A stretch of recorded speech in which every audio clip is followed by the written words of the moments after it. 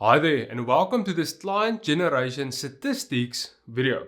So what are we going to be talking about today? We're going to be showing you how you can go identify your problems, see what you are paying per client and basically work out what you need to grow. So basically how much money do you need to put in every month into your marketing to see what you're going to get out and so on, and also to identify problems in your pipeline. That's actually the most important one because a lot of problems can be fixed outside of the marketing spend.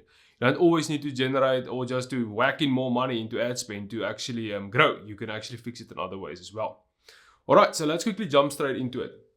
So I quickly went and draw up a little bit of stats here. So this is a lot, I want to say, very similar to a lot of that what our clients are getting at the moment. When they usually just start with us and so on, and they've already been running some Facebook ads and so on. This is the average, I want to say, for a business that's getting started, they're getting the run of things, they're getting things a little bit figured out. All right, so let's get started. So first thing that I'm going to quickly explain is let's go first through the normal stats and then what you will see on your side that you are getting in. All right, so just remember, you need to track stuff. You need to track everything that you can. Even if you're literally writing it down on an exam pad, that's also fine. But if you are using software like Facebook ads, is really good trackable to track your leads that you're getting in. If you are doing meetings over Calendly, you also have a really nice way to track meetings on there. And you can literally also just count or ask your sales guys to literally make a little note on a paper every time they have a meeting, and then they just submit the stats to you at the end of every week or every month or whatever it is. Then you can just count everything together. Okay, let's get started. So let's say I ran some Facebook ads for a month. I got 150 leads in. So out of that 150 leads, I got 50 booked meetings. So we called all the clients back, the ones that answered. We spoke to them and we booked 50 online meetings with them or in-person meetings, whatever it is. We booked 50 meetings with them. Then meeting shows. So how many people actually showed up for a meeting, visited our office, or showed up for the Zoom meetings or the Teams meetings. So let's say we're at 25. So 25 people showed up. Then we did 25 presentations. And money received, we got on 2. So we basically made 2 sales, all right, or 2 closes that we got money in. Remember, a close is a sale that you have received money for. If you have not received money yet, that customer is not closed yet. If the money is in your bank account, that customer is closed. Just FYI. Because a lot of times, I have seen it so many times in our business, people promise the moon and the stars that, for example, they are going to make that payment and 3 months down the line, they still haven't made that payment. Don't count it in your stats. Only count money that's entered your bank account. All right. Okay.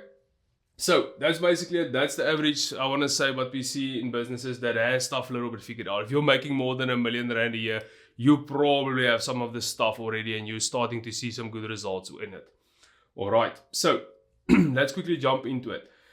Let's say I spend to generate 150 leads, I spend 10,000 Rand. That's my monthly marketing budget. So I run ads through the whole month, 10,000 Rand, and I get 150 leads back for that. All right. So now you can go and break it down. I will explain now the percentages after this, but let's quickly run through the cost structure. So I then booked 50 meetings. That means out of all the leads that I got, it actually cost me 200 Rand to book a meeting. All right.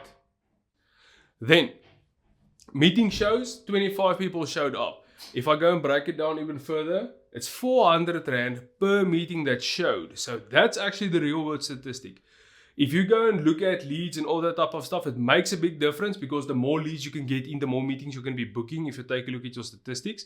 But meetings booked is basically 200 Rand then, because I booked 50 meetings out of the 150. That's what I'm actually paying to getting a meeting booking in. And then 400 Rand basically per sit down I'm paying for someone to actually sit down with myself or my team. All right. Then the next one is going to be closes. What do I pay to close a client actually? So if you go and look at this example, it's going to be 5,000. All right.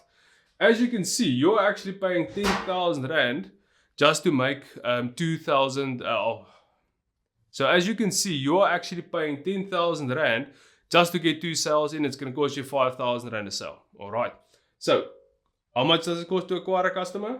5,000 Rand. All right. Let's go and check this out. So let's say the only way you think you can get more clients is doubling your marketing spend to 20,000. Remember, now you're going to only 4 sales. If I look at this example, there are holes in it. Let me quickly show you how to go and fix it. So between the leads and meetings booked, we have a 33% meeting booking rate. That is super low. So the first thing that I would go and do here is take a look at the scripts. Go and take a look at the tone the salespeople are using, or even myself if I'm using the correct tone when I'm speaking to people, and go and up my skills in the sales arena in booking meetings. Go and practice in the mirror, practice with colleagues, practice with employees, have employees practice against each other. Basically, I'm using scripts, practicing calling and booking meetings, getting straight to the point, booking the meeting in, because remember, a lot of times these leads, most companies do love to run, I want to say, callback request ads. So if you get the meeting in, you call the client and you basically book him.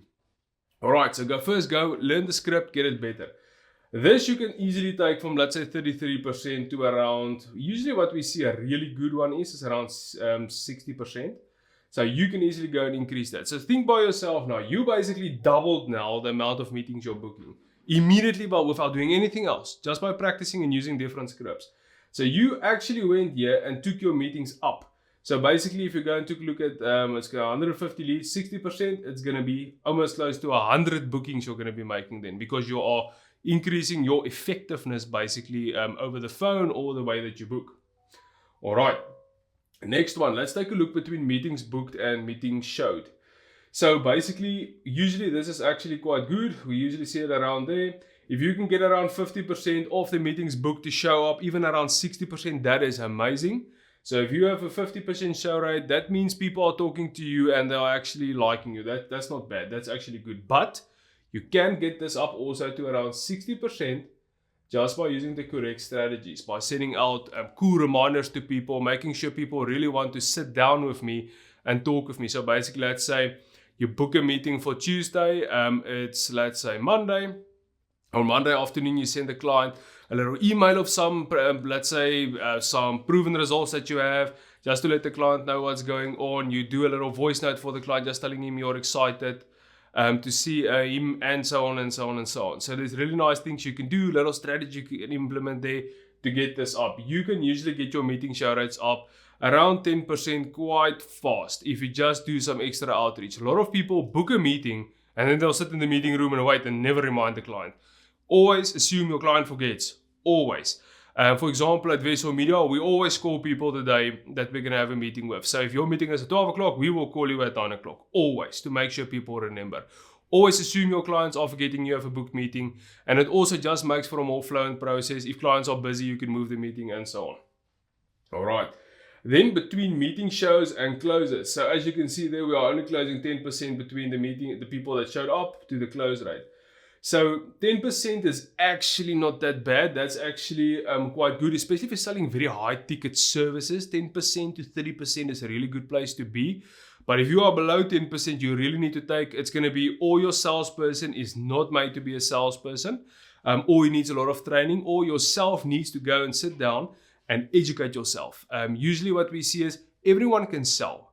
Like if you have grit and you are willing to sit down, practice scripts, and use the correct presentations, you can become good at selling. Like we have trained, I want to say in Vessel Media, we've worked with university students, we've worked with professional sales guys, we've worked with people that never done sales in their life. If you use the correct sales system, you can get people selling. Like if your sales system and basically your onboarding for sales is quite on it, you can get someone selling quite fast for your business. But first, learn to sell yourself. If you are the business owner and you're selling, no one is going to be able to sell better than you because you love your business and you know exactly what's going on in it. All right. So first point, get better presentations, go and prep better for meetings. Usually what we would recommend is sit around 20 minutes to 10 minutes before a meeting. Make sure you are prepped. If you are, for example, a financial, let's say, accounting company or something like that, or even like ourselves, we usually do quite in-depth research before sitting down with the client so we know exactly what the client is doing, what type of clients they have, if we're doing business to business, and so on. All right, so go and prep before the meeting, get the info you need, and be prepared when you enter the meeting. Remember, it's always, people can feel the professionalism coming through when they're sitting down with you. Next is going to be your structure. Make sure your structure in your meeting is good. So come prepared, have a structure, and then have a good presentation that you're working off of. Don't just go and sell. Hear what the client's problem is and actually show them how you can solve their problem. That's it. If you have a client that has a problem, you have a solution for it, and you have results that you can show how you solve that problem for other clients. If you lose that sale, not always, but usually it's on you. You need to make sure it's your responsibility to get that client in. Remember, people do business with people they like. So always be friendly, always smile, and just have a good attitude and really make people feel at home. All right, so that's a few notes we have for closing as well. So let's go and break this down a bit further. So we did talk quickly about the stats. So yeah, let's say we got up to 60% for meetings booked. Meeting shows we got up to 60%, and then you would also pick up your, let's say, your closing. Let's be conservative to around 20%. So for every 10 meetings you have, you're closing 2 clients. Not too bad if you're doing really high ticket sales. All right. So after this, your cost per acquisition or cost per client is basically going to be 5,000 Rand. So client acquisition cost, 5,000 Rand in this example. You're paying 5,000 Rand to sign a client. So you need to make sure the math makes sense on the product that you are selling. Let's say you're selling some sort of training for businesses on HR departments or something like that. Let's say the program is 10,000 Rand. So that means you are actually making a 10,000 Rand sale. So let's say you're only selling once off one thing. So it actually means you're making a 5,000 Rand profit on it. All right. So out of that, if you have a salesperson, you're probably going to have to pay him commission. There's going to be operating costs involved. Usually what we see, that's the course businesses, you can make around 30% profit on it. So if you're selling a 10,000 Rand product, you are usually going to make around 3,000 Rand profit on it if you go and you have everything organized nicely. And remember as well, you now basically go and you have a 10,000 Rand product. So you're paying 5,000 Rand to get a client and you're getting 10,000 Rand back. So you can immediately put 10,000 Rand back into marketing. So you can always keep it flowing. Don't go and think, okay, I paid 5,000 Rand, make 10,000 Rand back and spend the 10,000 Rand. Remember, you need to put money back into marketing.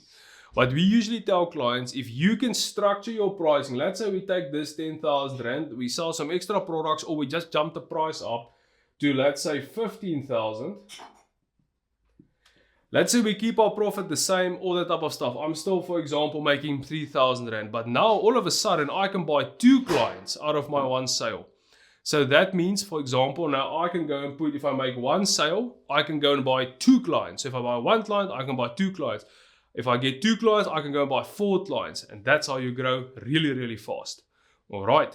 So I hope this video made sense for you guys. If you guys have any questions, please shoot us an email. We will be more than happy to assist you. And yeah, if you guys need any more on this, we have videos on scripts. If you go and want to check out how to do Facebook ads properly, go and check out our YouTube channel. On there's also a whole bunch of free videos that you guys can go and work through. And yeah, just check out our channel. Everything is there. Everything is free. If you guys need any assistance further, have a great one.